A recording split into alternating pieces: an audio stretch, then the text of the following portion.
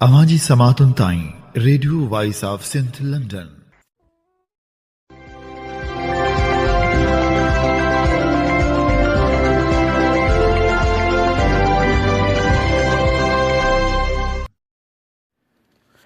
आम्ही ॿुधी रहिया आहियो radio voice of Sindh London. अवांजी ख़िदमत में प्रोग्राम पेश कजे थो ख़बरुनि जी दुनिया। 29 अक्टूबर 2025 अरबा जे ॾींहुं प्रोग्राम ख़बरुनि जी दुनिया साण करे आऊं अवांजो पंहिंजो मेज़बान हबीब लगारी। सभ खां पहिरियां पेश करियूं था ख़ासि ख़बरूं। सिंध जे लाइ मुसलसल जाखोड़ींदड़ शागिर्द अॻवान गनी अमान चांडियो कराची मां खंभिजी वियो। संदसि खंभिजण वारे वाक़े ख़िलाफ़ कराची ऐं जामशोरे में एहतजाजी धरणा। वर्ल्ड सिंधी कांग्रेस समेत मुख़्तलिफ़ सियासी समाजी तनज़ीमुनि पारां गनी अमान चांडियो जे खंभिजण जी मज़मत फ़ौरी तौरु आज़ादु करण जो मुतालबो। सिंधियाणी तहरीक पारां हैदराबाद में 16 नवंबर ते ऐलानियल एहतजाजी मार्च जूं तयारियूं जारी। हैदराबाद जी अदालत खंभिजण बैदि ज़ाहिर थियल क़ौमी कारकुन सांवर सोलंकी खे 14 साल क़ैद जी सज़ा ॿुधाए छॾी। जसकम बदीन जी ज़िले कांग्रेस 16 नवंबर ते हाला में ऐलानियल धरणे में भरपूर शिरकत जी हिदायत। सिंध हारी कमेटी ऐं कम्युनिस्ट पार्टी ऑफ पाकिस्तान जे ॿिनि अहम अॻवाननि कामरेड मादरशल ऐं कामरेड सतार घोटो जी यादि में 2 नवंबर ते तक़रीब मुनक़िद करण जो फ़ैसिलो। तक़रीब घोटकी भरिसां कामरेड नवीद मादरशल जी ओताक ते कोठाई वेंदी। क़ौमी अवामी तहरीक ज़िले टंडे मोहम्मद ख़ान जो इजलास। 2 नवंबर ते सारिन जो अघु घटाइण ख़िलाफ़ एहतजाज जो ऐलान। अयाज़ लतीफ़ पली जो पिणु शिरकत कंदो। हाणे पेश करियूं था तफ़सीली ख़बरूं। सिंध लाइ मुसलसल जाखोड़ींदड़ सिंधियन नेशनल स्टूडेंट्स फेडरेशन जे मरकज़ी चीफ ऑर्गेनाइज़र गनी अमान चांडे खे कराची जी मेमुना इस्पताल मां खंभे गुम कयो वियो आहे। गनी अमान चांडियो कराचीअ जी मेमुना इस्पताल में ॿारनि जे इलाज लाइ तरसियल हुयो, जितां खेसि खंभे गुम कयो वियो आहे।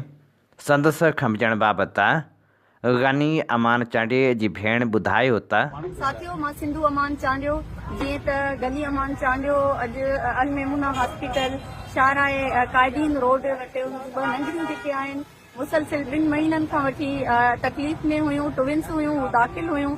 सो अॼु छो ईअं आहे जो असीं सभु हॉस्पिटल में मौजूदु हुयासीं, गनी बि हॉस्पिटल में मौजूदु हुयो। अॼु दहशतगर्दनि वांगुरु 5 खां 6 रेंजर्स जी जेके आहिनि उहे गाॾियूं आयूं आहिनि ऐं सॼी हॉस्पिटल खे उन्हनि यरगमाल कयो आहे। एतिरे ताईं जो CCTV कैमरास जेके आहिनि उन्हनि खे यरगमाल कयो आहे। मुंहिंजो सिंधु अमान चांडियो जो मोबाइल, मुंहिंजो घर वारो आहे इनायत चांडियो, मुंहिंजो भाउ आहे सती अमान, उनजो मोबाइल, गनी अमान जो मोबाइल, असां सबूरनि जा जेके वॉलेट आहिनि उहे हुननि पंहिंजे पाण वटि यरगमाल कया आहिनि। उनखां अलावा गनी ते तशदुद कंदे उनखे खणी वञी ऐं खंभे गुम करे छॾियो आहे। असांजी मज़ाहमत जेका आहे उहा मुसलसिल हुननि सां रही, पर हुननि जी कोशिशि इहा हुई त हिननि खे कुचले छॾियूं, हिननि खे मारे छॾियूं, पर गनी हिननि खे कंहिं बि सूरत में वापसि न आहे ॾियणो। मां गनी अमान चांडियो जी भेण असमा चांडियो, गनी अमान जी घरवारी, उनखां अलावा 7 महीननि जी नंढड़ी जेका आहे उहा असांजी झोलीअ में हुई। असां मुसलसिल गाॾियुनि जे अॻियां हलंदा रहियासीं ऐं गनी खे न खणी वञण जी कोशिशि कंदा रहियासीं, पर हुननि जी कोशिशि इहा आई, आख़िरी लफ़्ज़ हुननि जा इहे हा त इन लड़कियों को गाड़ी ऊपर चाढ़ दो, इनको भी मार दो, ख़त्म कर दो इनको। त मां सम्झां थी त हिकिड़ो सियासी शागिर्द अॻवान उन सां एतिरो जारिहाना ऐं बेरहम तशदुद करे उनखे दहशतगर्दनि ऐं धाड़ियलनि वांगुरु खंभे गुम करणु हीउ जेको आहे वॾो अलमियो आहे। समूरी सिंध खे अपील आहे त गनी अमान चांडियो जे लाइ मुकमल तौर ते वर्ल्ड सिंधी कांग्रेस पारां सियासी कारकुन गनी अमान चांडियो जे इस्पताल मां खंभिजण जी सख़्त मज़मत कई वई आहे। वर्ल्ड सिंधी कांग्रेस सख़्त लफ़्ज़नि में नौजवान सिंधी सियासी कारकुन गनी अमान चांडियो जे खंभिजण जी मज़मत कंदे चयो आहे त गनी अमान चांडियो बाबति इतला आहिनि त खेसि मुबैना तौरु रियासी इदारनि पारां इस्पताल मां खणी गुम कयो वियो आहे। अस्पताल में हू पंहिंजे ख़ानदान जे इलाज लाइ आयल हो। हिकु इंसानी हमदर्दी खां ख़ाली ऐं ज़ालिमाणे अमल में संदसि ख़ानदान ऐं ॿारनि खे अस्पताल में अकेलो छॾियो वियो आहे, जॾहिं त हूअ पंहिंजी मदद लाइ परेशान हुआ। वर्ल्ड सिंधी कांग्रेस जे चेयरपर्सन डॉक्टर लखू लुहाणे चयो आहे त कंहिं बि शख़्स खे अस्पताल मां उन वक़्तु अगवा करणु जॾहिं हूअ पंहिंजे ख़ानदान जे इलाज लाइ आयल हुजे, हिकु शर्मनाक ऐं बुज़दिलाणो अमल आहे। हीउ वाक़ियो रियासती बेक़ानूनी जी हक़ीक़त खे ज़ाहिर करे थो। हाणे गनी अमान चांडिये जो ख़ानदान इलाज बदिरां संदसि आज़ादी ऐं इंसाफ़ जी ॻोल्हा में आहे। गनी अमान चांडियो ते कंहिं बि क़िस्म जा केस या इल्ज़ाम आहिनि त खेसि अदालत में पेश कयो वञे। वर्ल्ड सिंधी कांग्रेस संदसि फ़ौरी तौरु आज़ादी जो मुतालबो करे थी।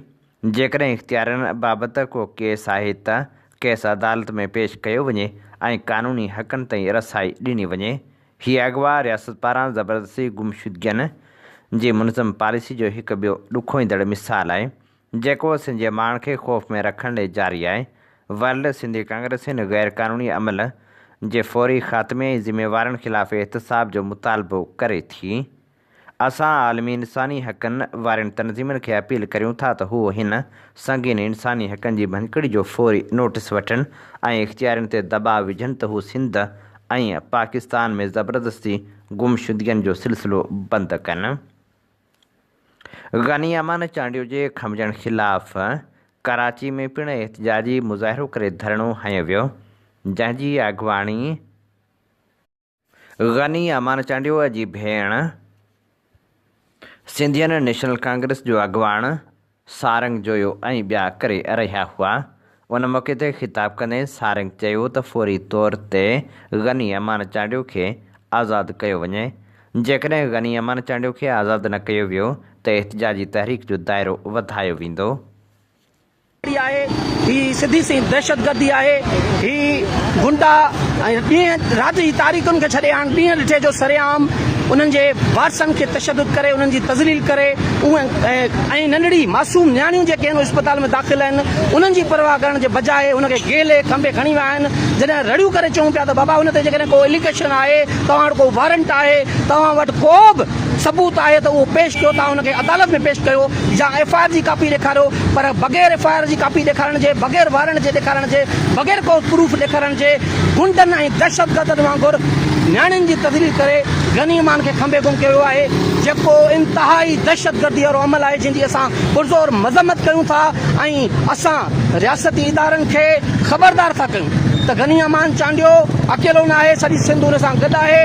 ऐं सिंध जे शऊर खे अपील थो कयां त अचो हिन घड़ीअ में असां शाइर फैसल जे भरिसां तारक रोड बीदड़ रोड ते अलमेमून अस्पताल वटि वेठा आहियूं। अचो असांजो साथ ॾियो।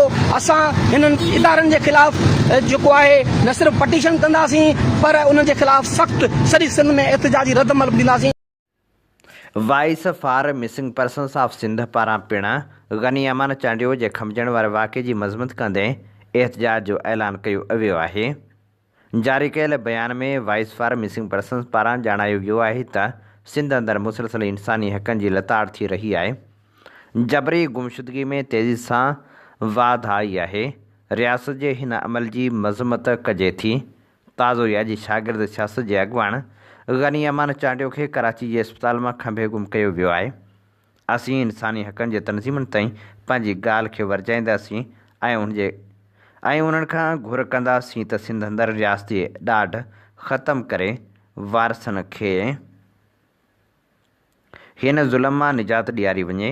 गनी अमान चांडियो समेत खंभे गुम कयल क़ौमी सियासी समाजी कारकुननि खे आज़ादु कयो वञे ऐं एहतिजाज जे सर खे मान ॾेई भरपूर शिरकत कई वञे। जीए सिंध तहरीक मरकज़ पारां सिंधियन नेशनल स्टूडेंट्स फेडरेशन जे मरकज़ी चीफ ऑर्गेनाइज़र गनी अमान चांडियो खे कराची जी मेमूना अस्पताल मां खंभे गुम करण वारे वाक़े जी मज़म्मत कई वई आहे। उन्हनि मुतालबो कयो आहे त गनी अमान चांडियो खे जल्द खां जल्द बाज़ियाब करायो वञे। सिंधियन नेशनल कांग्रेस जे मरकज़ी अॻुवाणनि मरकज़ी चीफ ऑर्गेनाइज़र एडवोकेट महबूब आज़ाद, मरकज़ी डिप्टी चीफ ऑर्गेनाइज़र सारंग जोए, मरकज़ी ऑर्गेनाइज़र मोहसिन सोलंगी, सोणी जोयो एजाज़ लगारी ऐं मुकेश कुमार जो हंगामी बुनियादनि ते सनाफ़ चीफ ऑर्गेनाइज़र गनी अमान जे खमिजण वारे मामले ते ऑनलाइन इजलास थी गुज़रियो।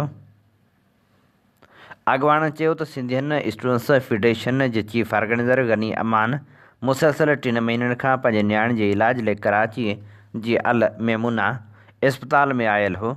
जहिड़ी रीति खेसि इस्पताल मां घरवारी भेण ऐं निढड़ियुनि अॻियां खंभे गुम कयो वियो आहे, उहा खुलियल रियासती दहशतगर्दी ऐं इंसानी हक़नि जी संगीन लताड़ आहे। गनी अमान शागिर्द अॻवान ऐं असांजे सथ जो बहादुर साथी आहे, जंहिंखे जेकॾहिं 12 कलाकनि जे अंदरि ज़ाहिर न कयो वियो त सॼी सिंध में एहतिजाजी मुज़ाहिरनि सां गॾोगॾु सुपर हाईवे बंदि करे पंजाब वेंदड़ समूरी रसद बंदि करे छॾींदासीं। वेंगस पिण मज़मत कंदे चयो आहे त गनी अमान सिंधी शागिर्द ऐं समाजी कारकुन खे कराची मां खंभे गुम कयो वियो आहे। हीअ सिंध में को पहिरियों भेरो या पहिरियों केस न आहे, पर सवाल इहो आहे त जॾहिं सिंध जा पाछा खंभजण उन वक़्तु तव्हांजी इंसानियत किथे गुम थी वेंदी आहे? उन वक़्तु तव्हांजा आवाज़ ख़ामोश छो थी वेंदा आहिनि? उन वक़्तु तव्हां खां 2 अखर लिखणु छो विसरी वेंदा आहिनि? हा, उन वक़्तु तव्हांजी सियासत सरद खाने में छो हली वेंदी आहे? उन करे जो खंभजण वारो सिंधी आहे। ॾिसूं हिन वक़्तु केरु थो गनी अमान लाइ आवाज़ उथारे। नामियारे सहाफ़ी नेमत खोड़े लिखियो, सिंध जे मशहूरु मक़बूल ऐं मारूफ़ शागिर्द अॻवान गनी अमान चांडीअ खे खंभे गुम करण जी सख़्त लफ़्ज़नि में मज़मत करियूं था। पुरज़ोर मुतालबो था करियूं त गनी अमान खे फ़ौरी तौरु आज़ादु कयो वञे, न त सिंध सरापा एहतिजाज बणिजी वेंदी।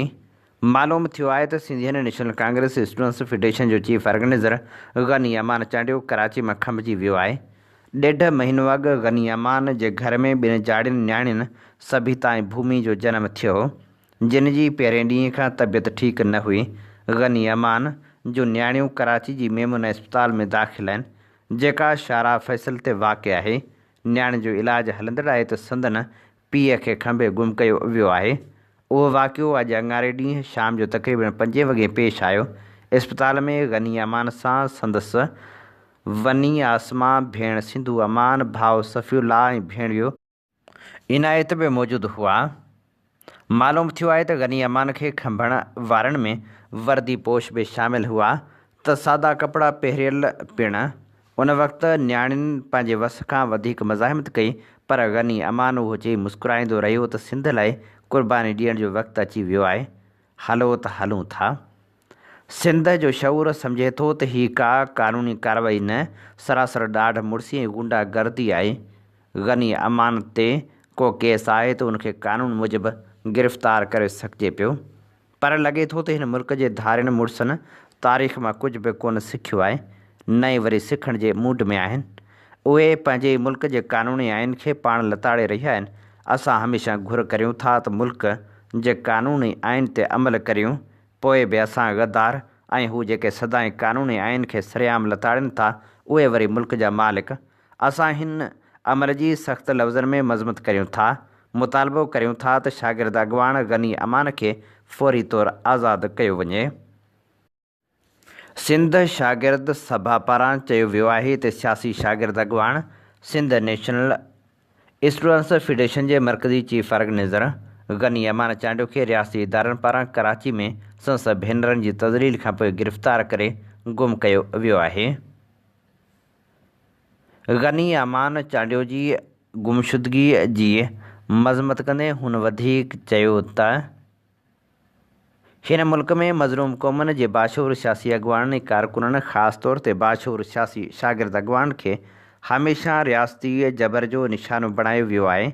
चाहे सिंध हुजे या बलूचिस्तान, हिन रियासत सदाईं उन्हनि इलाइक़नि जी बाशऊर माण्हुनि ते ज़ुल्म ऐं सितम जा नवां तरीक़ा आज़माया आहिनि, जंहिंमां साफ़ ज़ाहिर थिए थो त हीअ रियासत हिकु क़ाबिज़ क़ुवत बणिजी चुकी आहे, जेका महकूम क़ौमनि लाइ ज़हर क़ातिल साबित थी रही आहे। असां सिंध, बलूचिस्तान ऐं सभिनी मज़लूम क़ौमनि जे शागिर्द तनज़ीमुनि खे अपील था करियूं त हूअ सिंध जे बाशऊर शागिर्द अॻवान ऐं क़ौमी कारकुन गनी अमान चांडियो जी बहैसियत शाइर तौरु मौजूदगी हुजे थी। नौजवान रागी वकार मलाह चयो आहे त गनी अमान जी मूंसां कुझु ॾींहं पहिरीं फ़ोन ते ॻाल्हि ॿोल थी। हुन जे दोस्तनि जो को प्रोग्राम हुयो कंबर शहर में, चयाईं प्यारा पारत हुजे। मूं हुजत में चयोमांसि हू त नेक आहे, मां वेंदुसि, पर तूं आहीं किथे, यको दीदार ई नाहिनि थिया। पोइ ॾुखायल आवाज़ में ॿुधायईं त यार निढड़ी सफ़ा घणी बीमार आहे। मां यको कराची जे अस्पताल जो चकर पियो काटियां, बसि दुआ कर मुंहिंजो उस्ताद बचू ठीकु थी वञे, वरी मेला मचंदा रहनि। वाइस फार्मेसिंग पर्सन्स पारां एहतजाजी मार्च जो ऐलान कयो वियो आहे। जारी कयल लेटर में हुन लिखियो आहे त जीअं त सिंध अंदरि मुसलसल इंसानी हक़नि जी लताड़ थी रही आहे ऐं जबरी गुमशुदगी में तेज़ी इख़्तियार कई वई आहे।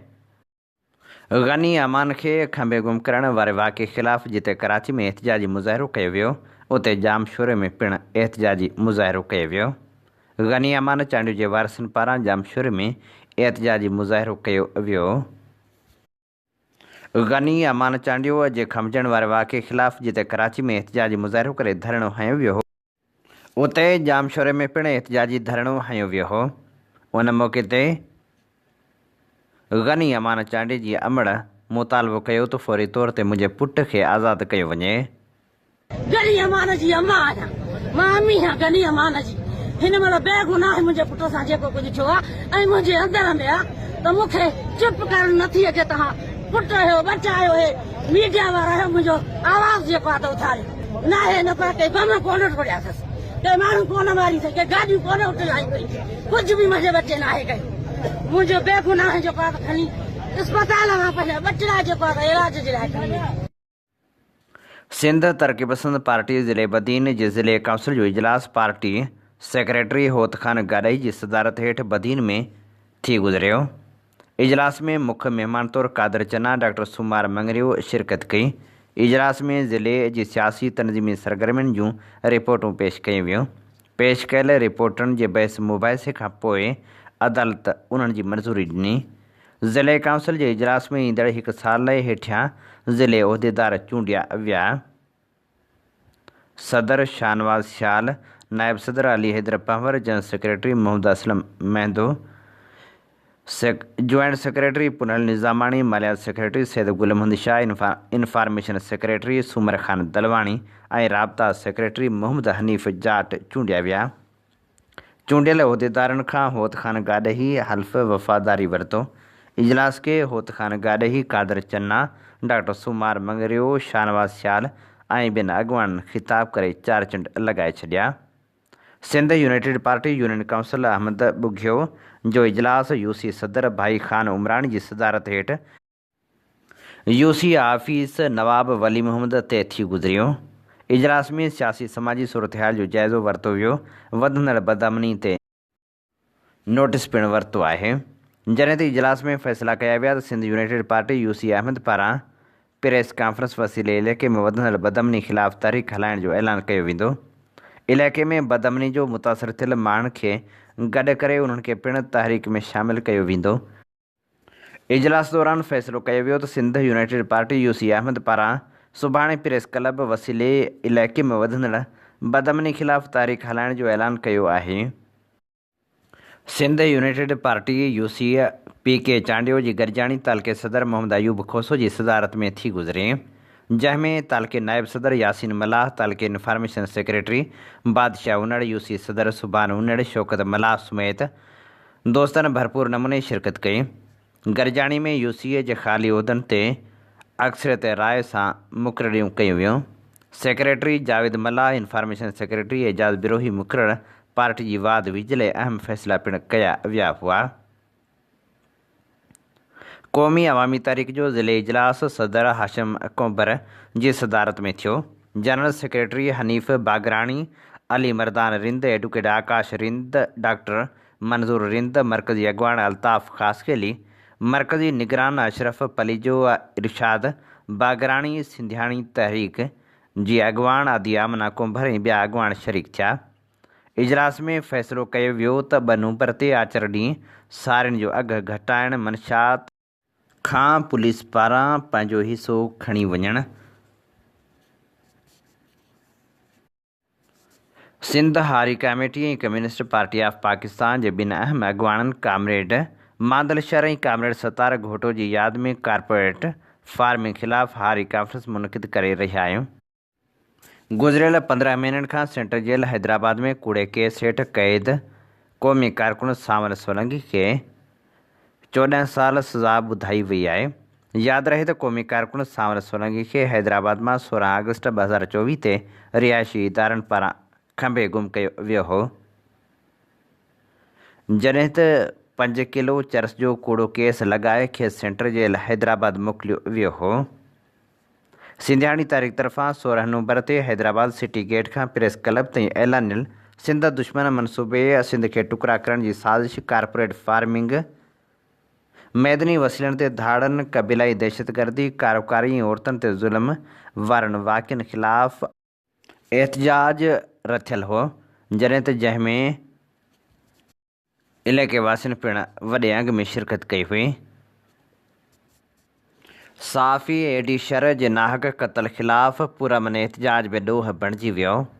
साफ़ी एडीशर जे नाहक क़त्ल ख़िलाफ़ लॻायल पुरअमन धरणे में शिरकत करण जे ॾोह में जसकम शहीद बशीर ख़ान जे सरबराह डॉक्टर न्याज़ कालाणी पुनल सारियो जसाफ मरकज़ी चीफ ऑर्गेनाइज़र अब्दुल हनान अब्बासी मुजीब भेलार ज़ाहिद शंबाणी लालण वेसर समेत 20 ॼणनि मथां केस दाख़िल कयो वियो आहे। सियासी समाजी अॻुवाणनि पारां दाख़िल कयल केस जी मज़मत कई वई आहे। क़ौमप्रस्त अॻुवाणनि पिणु मज़मत कंदे चयो आहे त फौरी तौर ते केस ख़तमु कयो वञे। सिंधी अदबी संगत फौरी तौर धारियुनि खे सिंध मां निकाले ॾियण जो मुतालबो करे छॾियो आहे। सिंधी अदबी संगत सिंध जे मरकज़ी उहिदेदारनि जी वर्चुअल अहम गॾिजाणी सेक्रेटरी जनरल नूर चक्राणी जी सदारत हेठि थी गुज़री। गॾिजाणी में जॉइंट सेक्रेटरी एहसास मीरल, ख़ज़ानची शबीर सियाल, ऑडिटर अयाज़ लतीफ़ दायो ऐं प्रेस तर्जमान मीर हसन मरी शिरकत कई। गॾिजाणी में तनज़ीमी हिकमत अमली सरगर्मियुनि ऐं मुस्तक़बिल जे लाहे अमल ते ग़ौर वीचार कयो वियो। संगत मरकज़ जे तरफ़ां संगत ऐप कुझु ॾींहंनि अंदरि मुतारिफ़ कराइण ऐं संगत जो मैगज़ीन शाया करण जो फ़ैसिलो कयो वियो। सिंध सक़ाफ़त खाते तरफ़ां संगत जी मरकज़ी ऑफिस लाइ चौकीदार जी मुक़ररी ते ख़ुशी जो इज़हार कयो वियो। सेक्रेटरी जनरल गॾिजाणी में ॿुधायो त सक़ाफ़त खाते जे वज़ीर पारां ऑफिस जी ज़रूरी मरमत, रंग रोगन ऐं ख़ूबसूरती ऐं फर्नीचर जी फ़राहमी जो पिणु वाइदो कयो वियो आहे। गॾिजाणी में तय कयो वियो त ईंदड़ कारोबारी कमेटी जो इजलास नवंबर जे आख़िरी हफ़्ते में कयो वेंदो ऐं मरकज़ी चूंड कमेटी ते पिणु ग़ौर कयो कंदे फ़ैसिलो कयो वियो त मरकज़ी चूंडूं फ़ेबरवरी में करायूं वेंदियूं। इहो बि फ़ैसिलो कयो वियो त मौजूदा चूंडिजी आयल शाख़ूं ई नए चूंडनि में वोट जो हक़ इस्तेमालु कंदियूं। संगत जे सेक्रेटरी जनरल नूर चक्राणी जी शाइरीअ जे किताब जी महूरती तक़रीब सांगड़ में मुनक़िद कराइण जो फ़ैसिलो पिणु कयो वियो।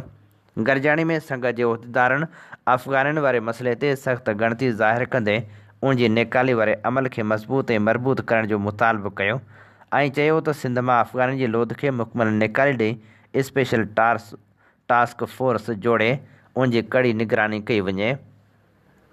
मुस्तक़बिल जे लाइ ठोस क़ानून साज़ी करे समूरनि धारियुनि खे मरहलेवार निकाली ॾिनी वञे, छो त धारियुनि जे वॾे अंग में आबाद थियण सबबि मक़ामी वसीलनि, रोज़गार ऐं सक़ाफ़ती तवाज़न ते मनफ़ी असर पिया आहिनि। संगत जे उहिदेदारनि चयो त ताक़त ऐं पैसे जे ज़ोर ते सियासी पुठभराई सां केतिरा ई अफ़गान ख़ानदान जाली सुञाणप कार्डनि ज़रिए शोहरत हासिल करे चुका आहिनि, जेको सिंध जे समाजी क़ानूनी ढांचे लाइ संगीन ऐं ख़तरनाक मसइलो बणिजी वियो आहे।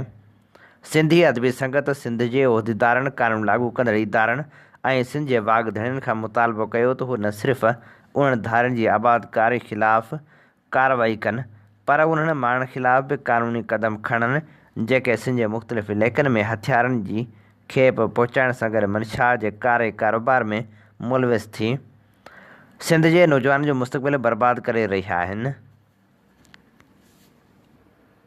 तालीम खाते हैदराबाद में मुक़रर लोअर स्टाफ मुलाज़िमनि 27 महीननि जो पघारूं न मिलण ख़िलाफ़ हैदराबाद प्रेस क्लब साम्हूं गुलाब रिंद, असद मलकाणी, सैद मौज़म अली शाह ऐं ॿियनि जी अॻुवाणी में एहतजाजी मुज़ाहिरो करे मरण घड़ी ताईं बुख हड़ताल शुरू करे छॾी आहे।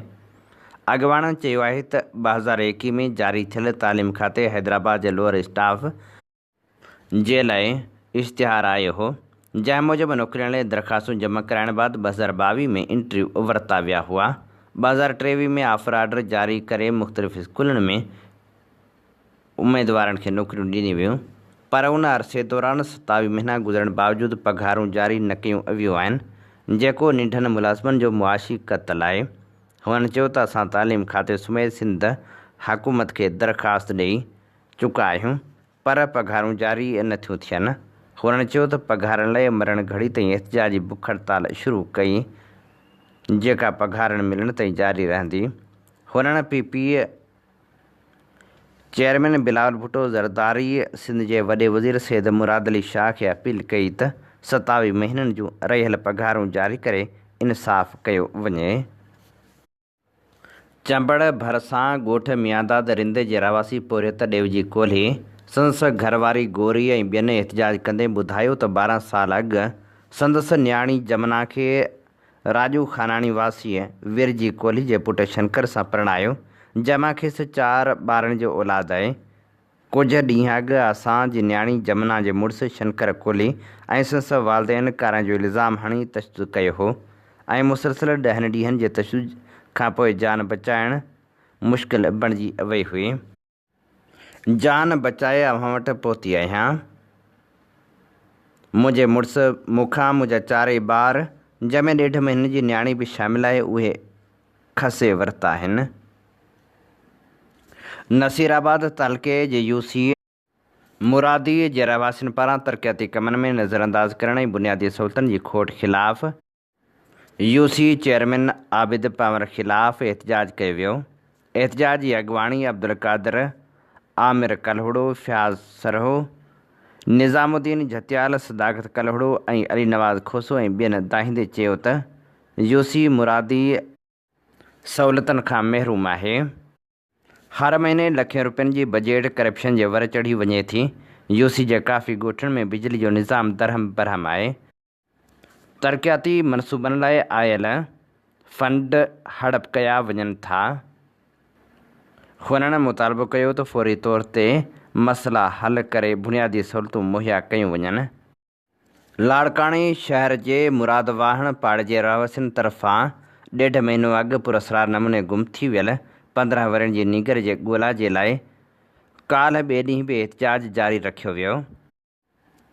पीरसन औरत ग़ुलाम सुगरा ज़ाल वलीमुहम्मद लाशारी पंहिंजे माइटनि कज़बानो ख़ातून, रुख़साना ख़ातून ऐं हाफ़िज़ आशिक़ ऐवान सां गॾिजी मीडिया आॾो दाहींदे चयो त 3 सेप्टेम्बर जे ॾींहुं मुंहिंजो 15 वरनि जो पोटो माजिद अली लाशारी मामूली ॻाल्हि तां कावड़जी घरां निकिरी वियो आहे, जेको हिन वक़्त ताईं घर नाहे मोटी आयो, जॾहिं त पोटे जी ॻोल्हा मिटनि माइटनि वटां करण सां गॾोगॾु थाणे ते पिणु इतला ॾिनो वियो आहे। आख़िरी इतलाउनि ताईं को बि ॾस पतो पइजी न सघियो हो। टंडे अलहियार तालुके झंडे मरी जे ॻोठ अब्दुल करीम दरस जे रहवासी जावेद अली दरस टंडो अलहियार प्रेस क्लब में प्रेस कॉन्फ्रेंस कंदे ॿुधायो आहे त झंडो मरी तालुके जी देह हालेपोटाणी में मुंहिंजी अमड़ मीरज़ादी धीउ फ़क़ीर मोहम्मद दरस जे नाले 56 एकड़ 25 घंटा ज़रई ज़मीन आहे, जंहिं ते नाजाइज़ तरह कब्ज़ो कयो वियो आहे। हीअ असीं अव्हांजी ख़िदमत में पेश करे रहिया हुआसीं ख़बरूं। इन ते ई प्रोग्राम ख़बरुनि जी दुनिया जो वक़्तु पुॼाणी ते पहुचे थो। पंहिंजे मेज़बान हबीब लगारी खे ॾींदा इजाज़त। जेॾहिं पेर तेॾहिं ख़ैर। अवां जी समातुनि ताईं radio voice of Sindh London